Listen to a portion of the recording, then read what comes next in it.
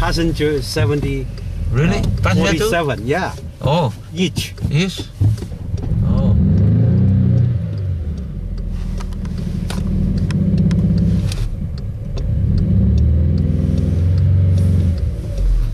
Through the tunnel.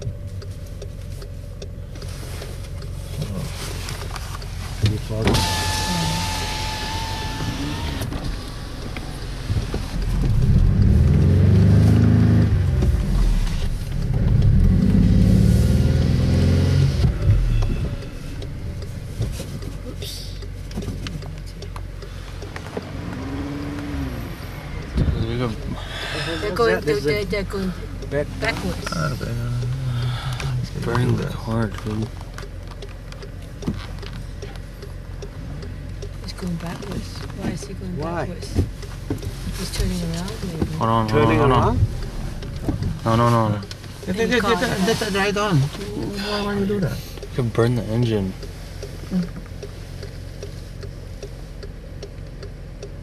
Oh, they've got to be closer to that.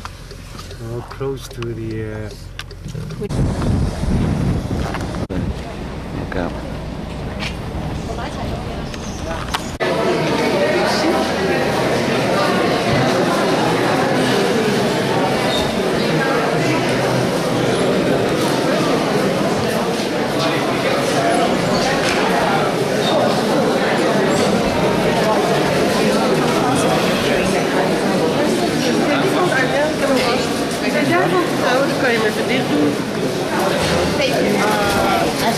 Knock up.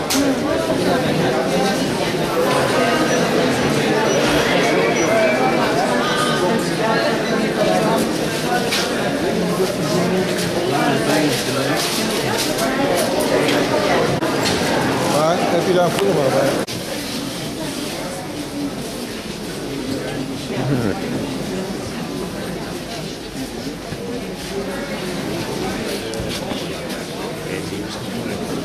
Wel heel zacht vel.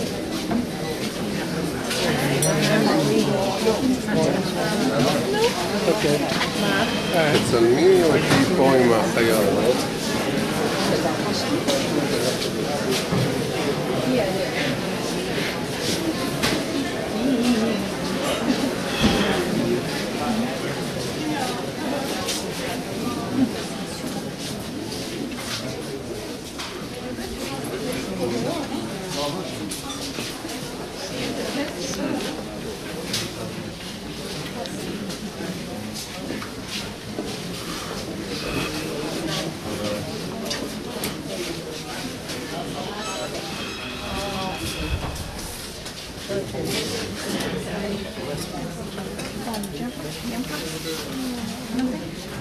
Toch wel nodig te zijn.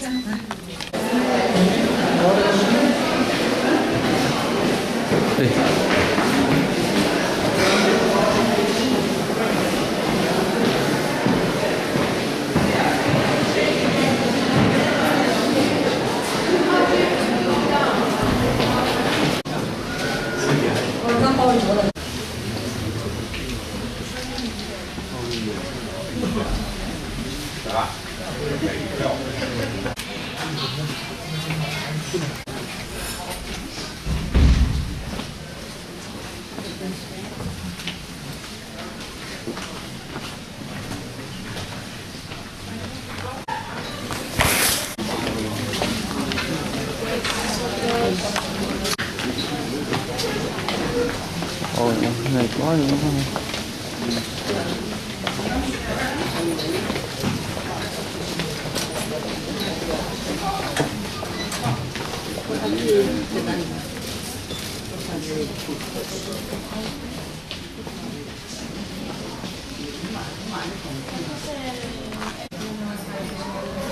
Ja, sure.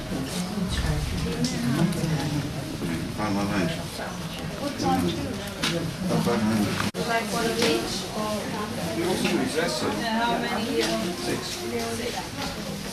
2, 4, and 2. Doe dat niet te nou even.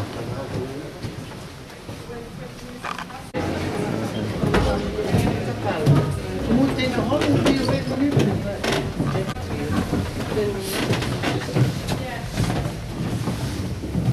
is geen koord meer hier. Als we dat weer wonnen.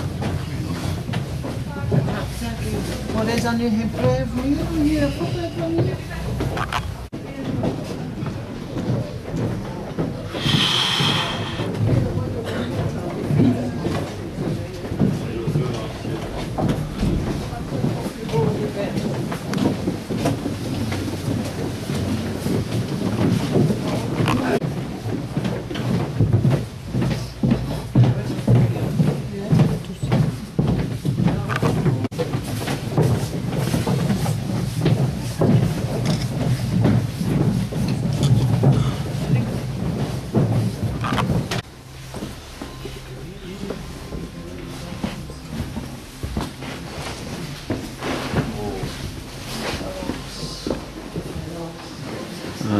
Rồi.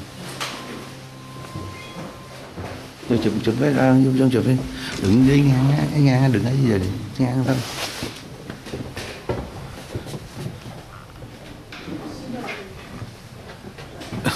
Vô chụp phải đi ra nhanh đi không?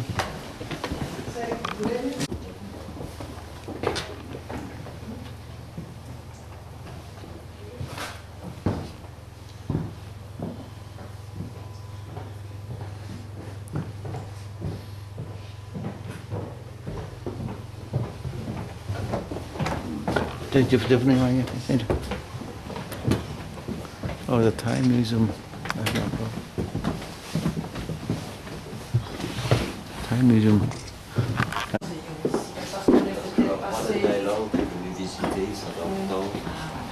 Ils ont fait une expédition.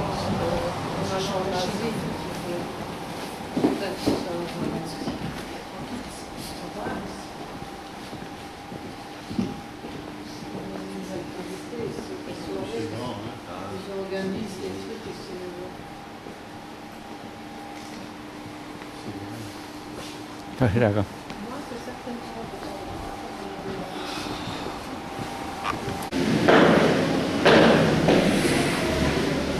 Cái này.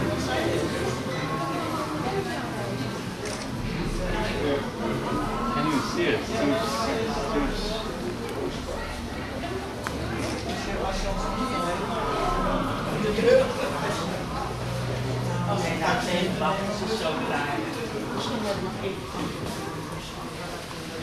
Seems like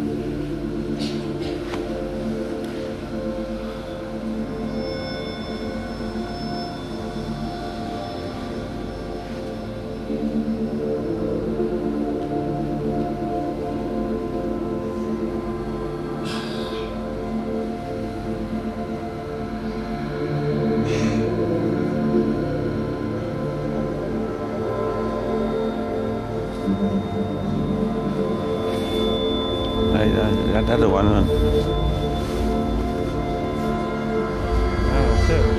Yeah, right there.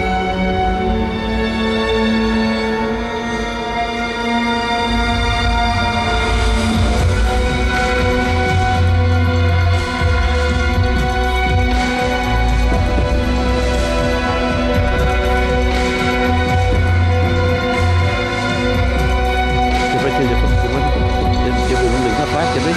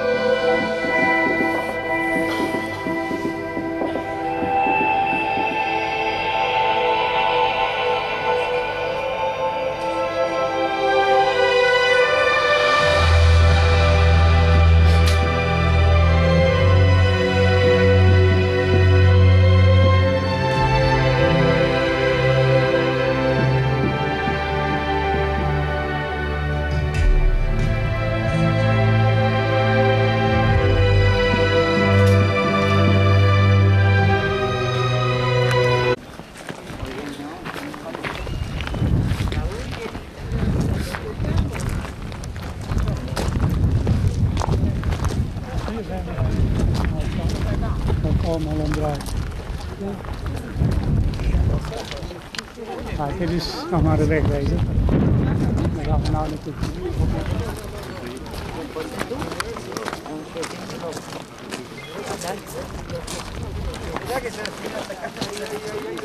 Để vào chụp đi, chụp đây, chụp này.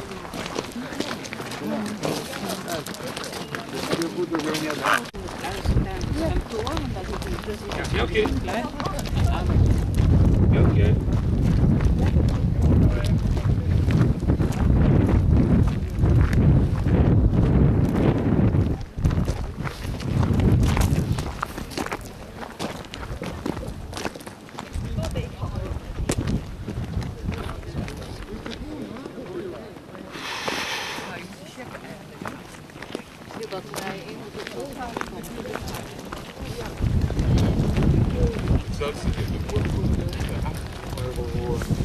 Ôi ơi.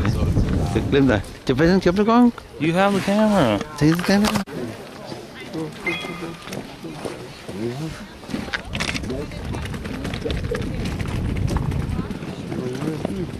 我要来照这个后。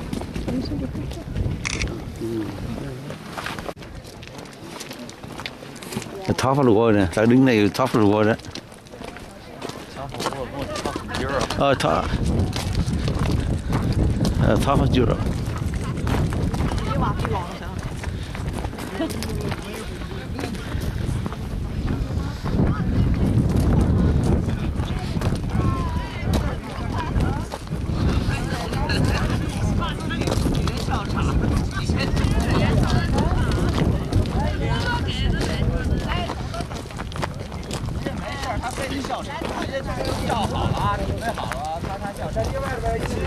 Top of Europe. Có gì top of Europe, top of the world luôn con, top of the world chứ, top of the world luôn đó. Top of Europe. Thì the world luôn đó, nó này nó khô mà. Thì không phải nó, nhưng mà cái len á, cái len á. Oh, can I see anything? Yeah, no. Top of the world. Can I see anything?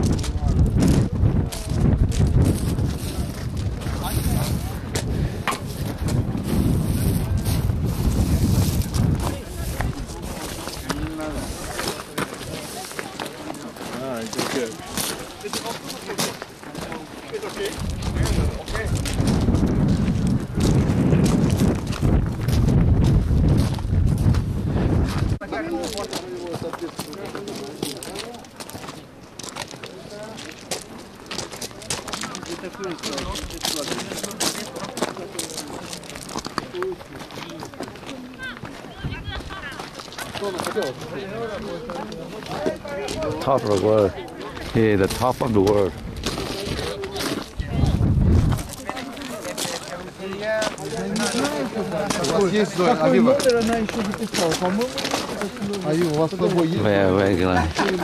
Very cloudy. Top of the world.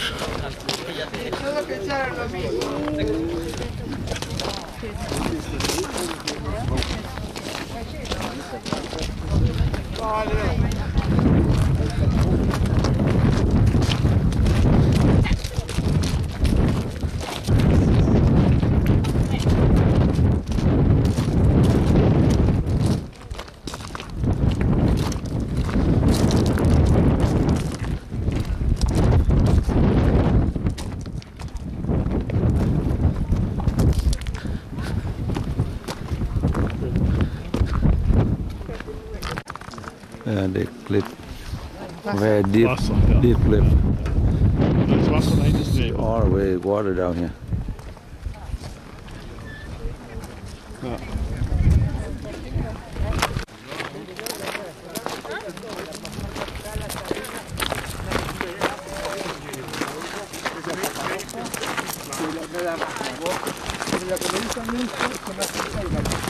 Cantan los dos contigo, como todos los idiotas, y la voz de cerrar de 15 años, 20 y ahora. Viene ahora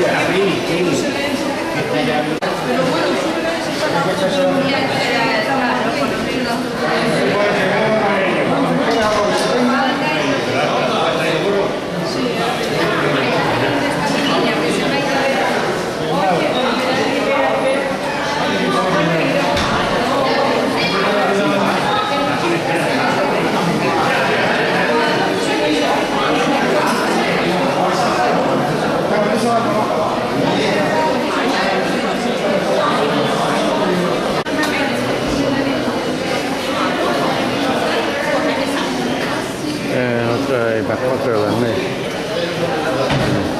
Vậy home circle. Home circle.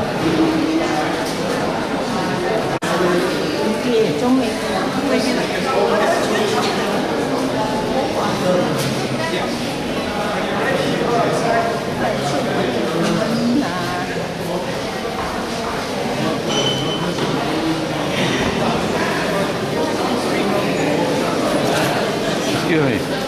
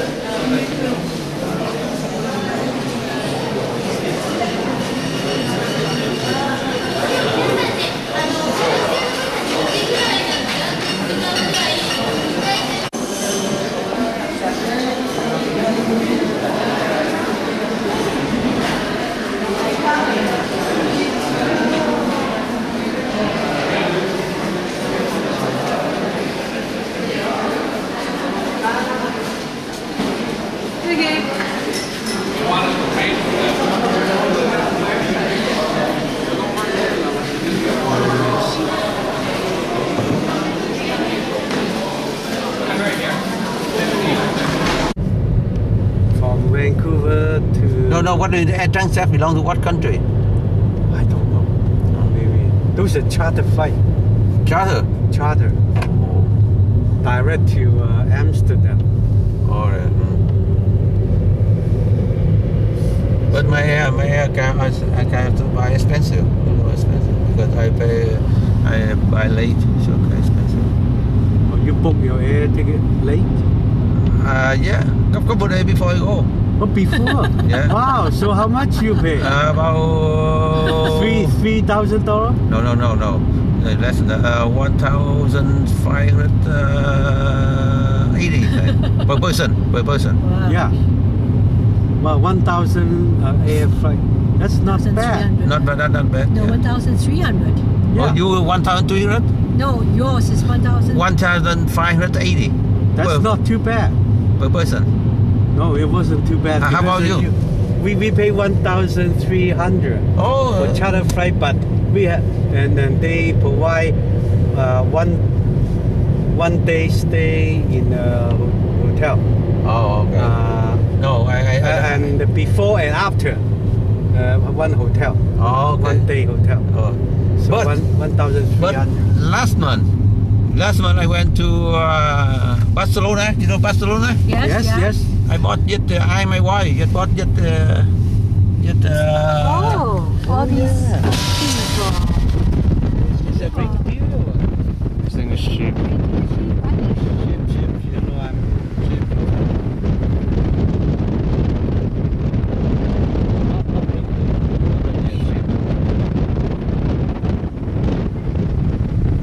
I bought last month. I go with my wife from I left to over there just about half price. 90. Yeah. Because that's not so much.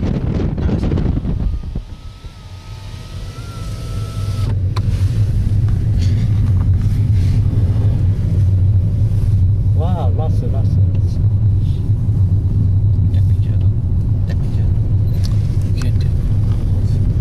Reindeer. Yeah, that's the Christmas house. And then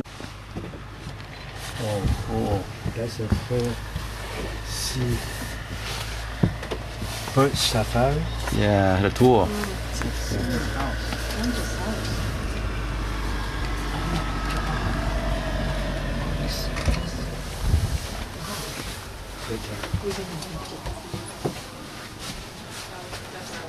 It's like Santa's workshop.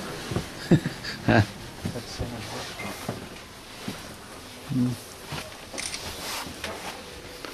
Dude, I don't know what it is. Oh, it's for kids? Damn. Santa house.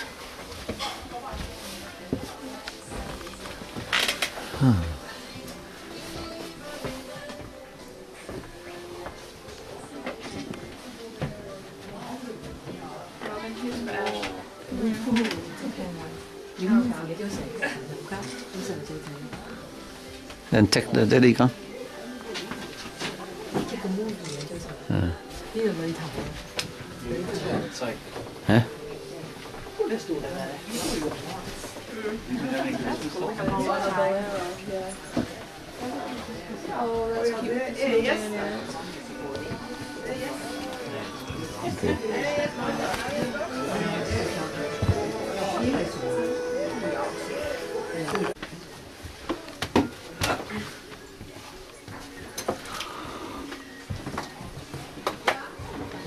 That's hard to make.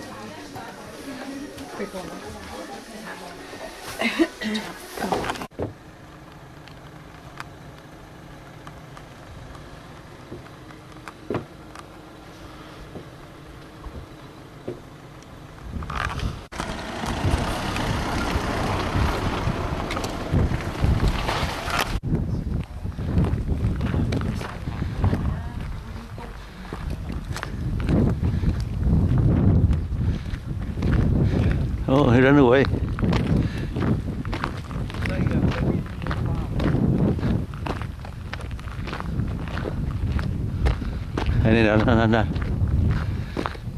Đây. Oh, a lot. Take picture. Take picture then.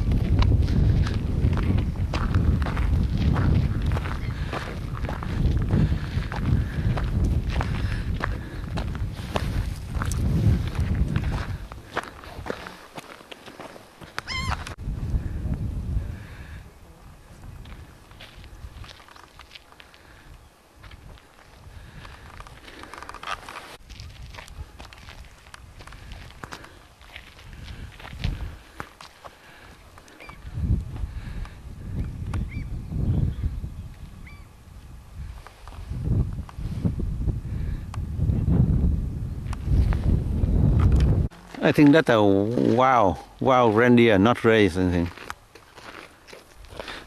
Number of reindeer here more than number of people live here. Yeah. 5,000 reindeer, and people here about 2,000. 3,000. Yeah. Yeah. Maybe those are all reindeers. Look at. We saw this one in the last port. Uh-huh. The one we went last. And Yeah. the grass still growing here. But no tree. They said about 2 or 3 meter at most. This is advertising. Yeah, on this side. Oh,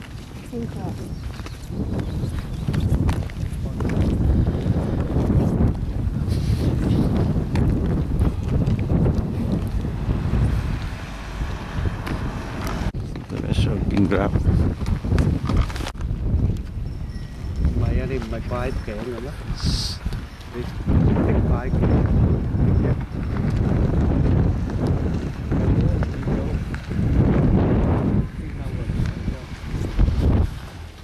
My freaking boots, man.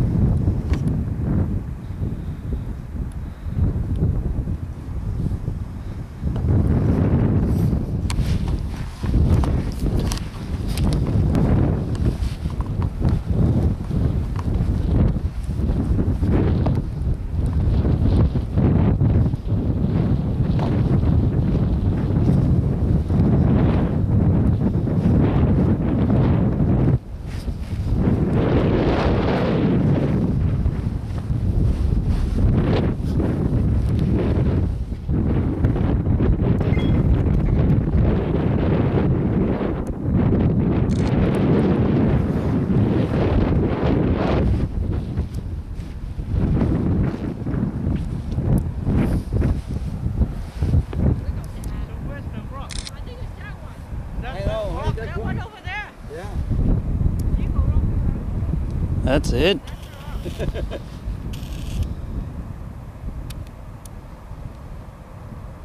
Yeah, that's all. So what's famous? I think the rock there. Not.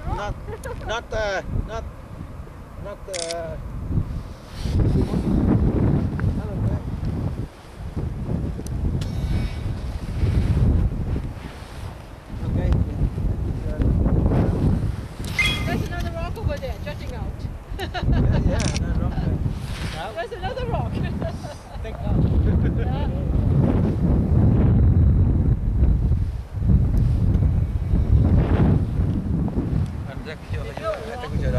No, it's fine. Oh, our day, so we know that. That's winding corner. So you also speak French? No. Because in no. Vietnam? Yeah, but in the old day I learned French a lot. But if you don't use it, you forgot. You forgot it. But that's the guy.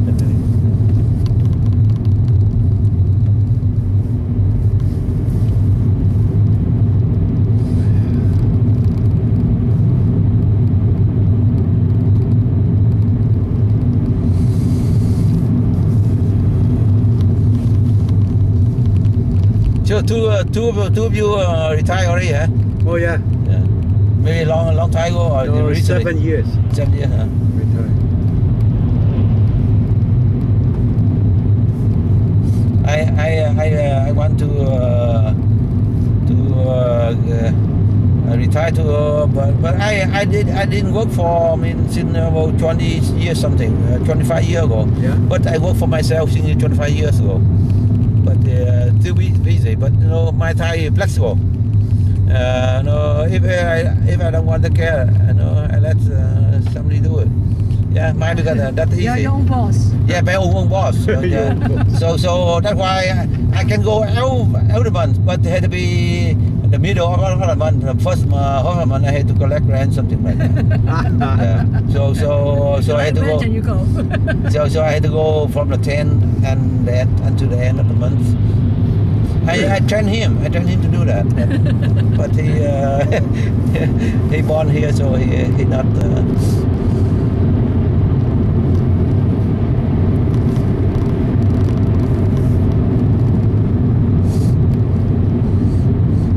My wife work just half time. She just Real estate too. Huh? Your wife is a real estate agent too? Yeah. Oh, so it's both team real estate. Oh no! I'm sorry. I thought she no. She a nurse. A nurse. Yeah. I don't have license. I don't do anything. I don't sell anything. I invest. Oh, you just invest. Yeah, I don't have license. I don't have license. I just do invest, buy and sell. Not buy and sell. Just buy, keep there to rent apartment. Buy apartment to rent, and I keep there. I don't sell unless economy go down, back me sell. I sell. Left, I guess. I don't pay license. I don't do commission. No. I buy apartment rent. I bought long So time. what happened if you sold sold the property? You have to pay the capital gain. Yeah, sure. I had to do that. Yeah. So we had to do. You had to sell. Yeah. You gain, so you have to pay. It's all right. So you keep on buying. Yeah, I keep buying. Eventually you have to pay. Yeah, huh? Eventually you have to pay the capital gain. Yeah, if I sell, I had to go. That's why I sell them to sell, unless I'm not problem. I'm not problem on building. I had to sell. But if not problem, I keep it. I think that this is the place. So what we see this way? Yeah, the view. The view. Yeah. Take a photo there.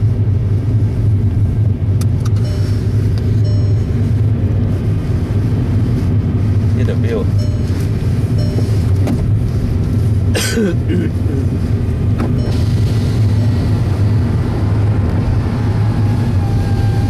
I don't know, just like the California, the Caribou. Caribou Highway. Oh, what? The highway? There's a Caribou. Malibu? Malibu, sorry. Yeah, Malibu, yeah. Malibu Highway. Có tết không? Có tết không? That's nice. That's very nice.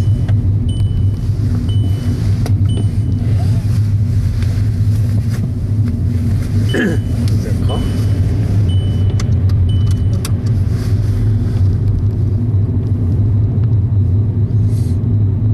Oh, the why the bird. Boat. The bird. Tip the bird. Birds. Bird. Are they all birds? Yeah. Everything is white, so you don't know whether it's Tip, goat or tip. reindeer or bird. They're all white. Yes, I know. White. Seagull.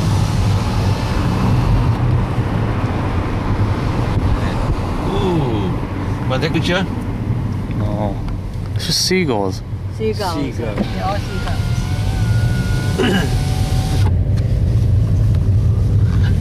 Did you walk on the road from the ship to Longyearbyen? Longyearbyen. Yeah, long year band we walk.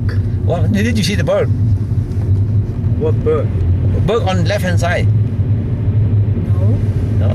Yeah, because you don't see it. We enjoy it because when we on left hand side, they had a sign, the bird there, and we and then walk down there, and the bird come to your head to buy you. So that's why they had a stick. Oh, really? Yeah. They're not afraid of people. And because they It's their land. they're their land and they had a baby, so they protect the egg or baby. So they try to buy you. Protect and then because they had a sign, they said if you cannot hit them, you have to scare them. Let's see, they go a little bit further. We invade their property. Yeah, then we enjoy it. We took a lot of pictures because I like it. Because that bird is nice. I know you go to the seminar, the meeting, the man said, Nicky, the guy. Oh yeah, the seminar. Yeah, seminar. From the Nicky. Yeah. He's good. He good. He said he said that bird they go from the North Pole to the South Pole. Yeah. Oh, the pole here. Oh, is that The pole. Fishing village?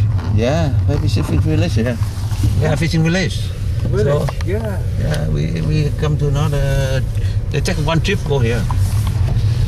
One trip go to fishing village. Yeah. Oh, it's like a fishing boat. Yeah. I think that's gonna get out. That's okay. Get out here.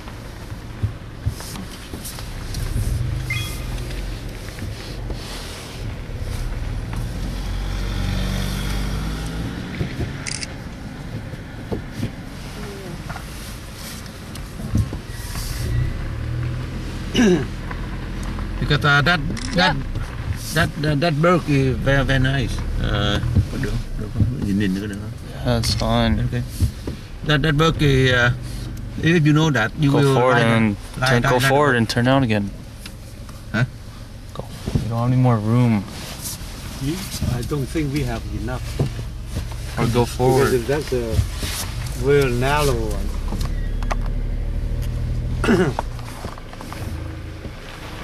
That bird is, you know, they have one lover in their lifetime.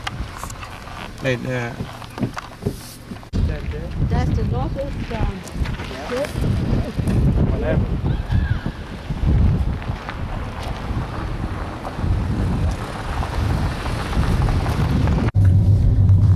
that we can see it. At day we cannot see. Happen, but we cannot see because the light, sunlight. See, the town they spread out quite far. Only, but the town is only 3,000 people, you know.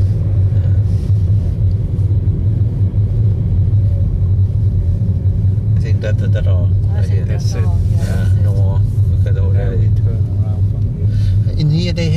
they also, I believe, they have the polar bear too, but I know they don't have the one inside. The polar bear. Polar bear. Yeah. Here? Yeah. Not the.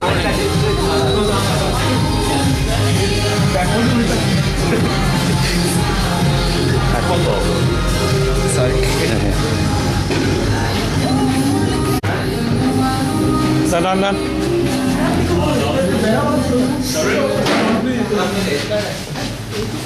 This is lime, lemon, kiwi. And here we have two tropical fruits,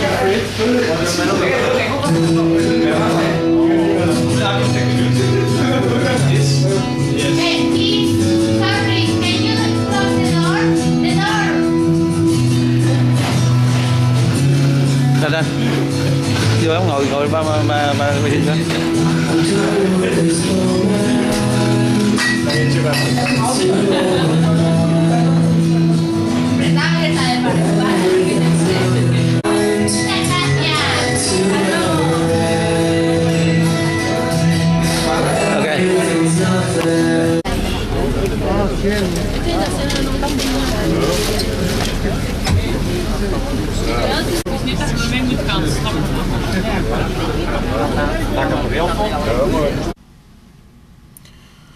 Today is Thursday, June 21st, 2012.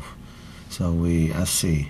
We on the ocean right now. We head to the Modi, another city. We arrive there tomorrow morning. Another city of Norway. So today we stay on. We at sea. We stay on the ship. And here the ocean. Ocean is still calm right now, more calm than yesterday. Yesterday a lot of big wave. Ship on the way to Modi island, little far away there.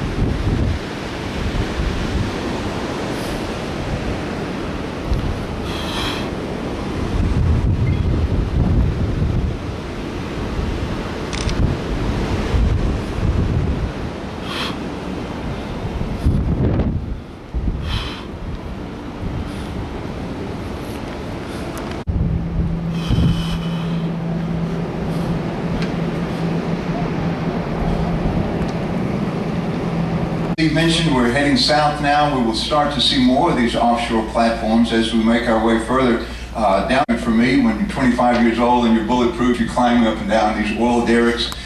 It underscores the huge importance of the oil and natural gas that's powering the industrial and operations all around the world. I would like to take just a moment to show you something that I think you'll find interesting, humorous probably. On the last cruise, I showed it to the guests who were on and they enjoyed it. It's something that I've been collecting over the years, and especially up here. This is North Cape as seen from the ocean. And this was a beautiful rainbow that we had as we were sailing by there a couple of years ago on another ship that I was working on. Lady asked me, what do you collect 30 years out here? Well, I collect rainbows. I've always been the eternal optimistic. Life gives you lemons, you make lemonade. Anybody know where this is? Right, Angkor Wat in Cambodia. Had a pretty good bit of a shower there, a rainbow following that. You know, to collect them and to search for them. So hopefully if we do get a shower, we find this bit of a rainbow here along your life as well. I want to talk now about what we mentioned, this North Sea oil and natural gas. These hiding down this way now, about 1,500 major fields here in the Middle East and in northern Siberia. A lot of them scattered everywhere else in the world, but the huge majority, 94%. These 1,500 major fields that we find in these areas. Now, there was a Scotsman named James Young who was the one who gave us this science. It was back in the middle of the 19th century, this is over 150 years ago now, that he began extracting oil from oil shales. This is called boghead coal. It was gas in a water well in Hamburg. Soon, other people were involved in the industry, and it was still a hit and miss type of a thing at the time.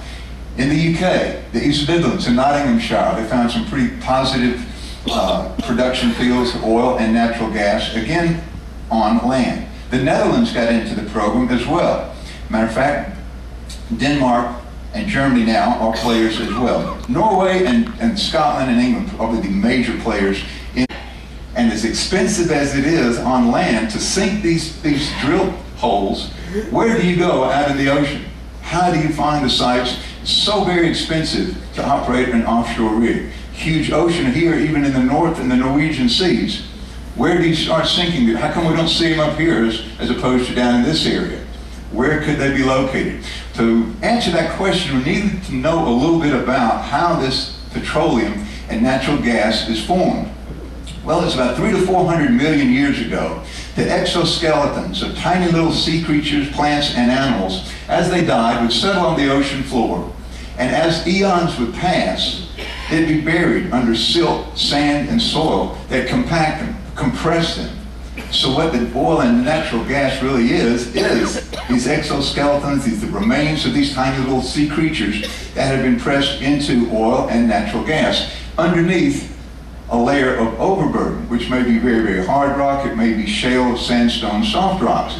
The problem is getting through all of that overburden to find these oil and natural gas deposits.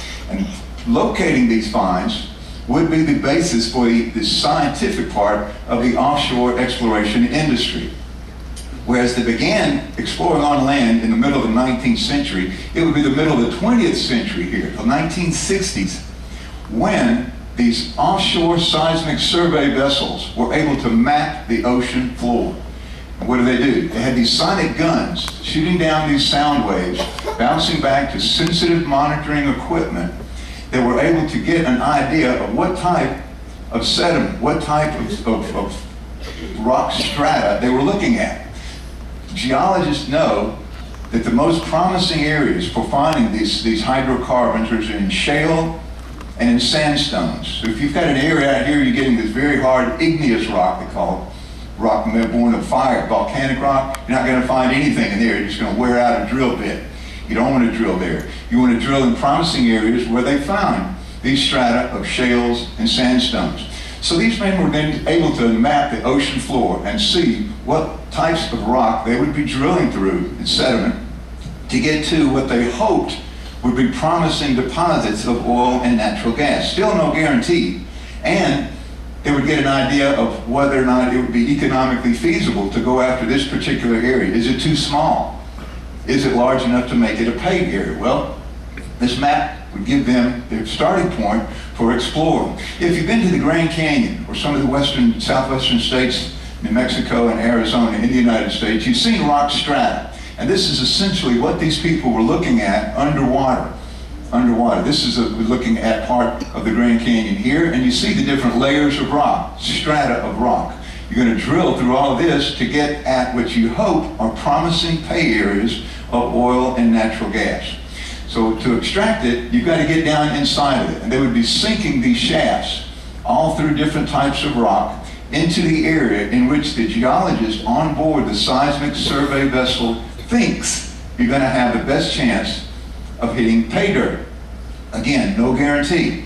They would spend millions of dollars in the leasing of these tracts of offshore areas where they hope areas are going to be. Here in the North Sea, the riches in offshore oil fields shown in the red here. And you see much of that. The offshore natural gas is where they'll be looking. Now at the close of the 1950s, they held a continental shelf convention. And there, the different countries that would be involved, Great Britain, Norway, Denmark, Germany, and the Netherlands, were able to carve up an area out here. They're the ones that are fronting on this North Sea and the Norwegian Sea. And they divided up these respected sectors in their territories in which companies were going to bid for the right to drill in these areas. It's this pretty complicated map, as you can see, in which leasing site that BP or Arco or Shell or any of the different companies are purchasing the right to drill in these areas. Now, I mentioned that the Great Britain has become a great player in that. They also have many of these here, especially down here, these natural gas rigs. And you see where Aberdeen up here has become a center, just as in Bergen, for supplying the crews that are going to work in these areas. So all the areas has been leased now. The companies have paid for the right to look for oil. going to get it just to look for that oil. So they're ready to start drilling. And by the end of the 1960s, the very first production well came in. CGM was operated by British Petroleum. They sunk 2 wells and they were dry. Didn't come up with anything. Again, with all of the science, all the technology, all of the expertise that you're putting into it, there's no guarantee. Finally, they hit pay dirt on a well that the CGM was drilling. The celebration didn't last long, however, because as it was being towed to a different location, it capsized, killing 13 members of the crew. That's why I will show you in a minute how dangerous this work is, especially when you're offshore. Dangerous enough as it is on land, but when you're offshore, the danger is multiplied many, many times. Here's a rig being towed. This is in the North Sea as well. Collapse. What happens here? You've got a lot of problems. You've got to have all of these seagoing tugs that are going to try to salvage that rig. Had a lot of other operations up here that met with disaster. In July of 1980, over 120 men would die in a capsized rig up here in the North Sea. That number was even eclipsed just a few years after that when 167 men died in a massive explosion. As you're drilling down into the depths of the earth, gas is coming up in your hole, in your drill hole. What you've got to do is keep that gas from reaching the surface and igniting and causing an explosion like this. The work is done on a drilling platform. As we were leaving Amstel River the other day coming out of Amsterdam, you may have seen one of those rigs that was being repaired. As it complete the repairs on that, it will be towed out and placed in position up here in the North or the Norwegian seas. These platforms are massive. Some of the exploratory rigs are a little bit smaller. Here is one in the Gulf of Mexico that's the tallest movable structure in the world. Massive rigs. And they're operating in much deeper water in the Gulf of Mexico than we have here in the North and the Norwegian seas. There's 20,000-foot holes in the Gulf of Paulus. We have some of the office buildings, I think in Kuala Lumpur and some of the other areas, are just massive, tall buildings. These are movable, tall buildings, and they're moving out on the ocean. Now, in my day, in the 1970s, we had a number of types of rigs that were operating, many, many more today, but I'll show you what's happened here. These are land rigs. Here is what's called a jack-up rig that's usually drilling in shallow water.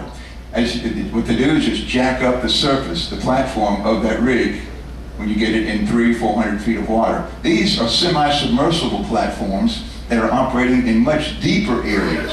When you get down to 5,000, 10,000, 12,000 foot deep holes, you've got these big semi-submersibles that are anchored to the ocean floor with these massive sea anchors that keep it relatively steady. I say relatively because if you're on the top of that derrick and you've got a storm going, you see it's not perfectly still. Then you have drilling ships. These can operate in shallow water or in deeper water.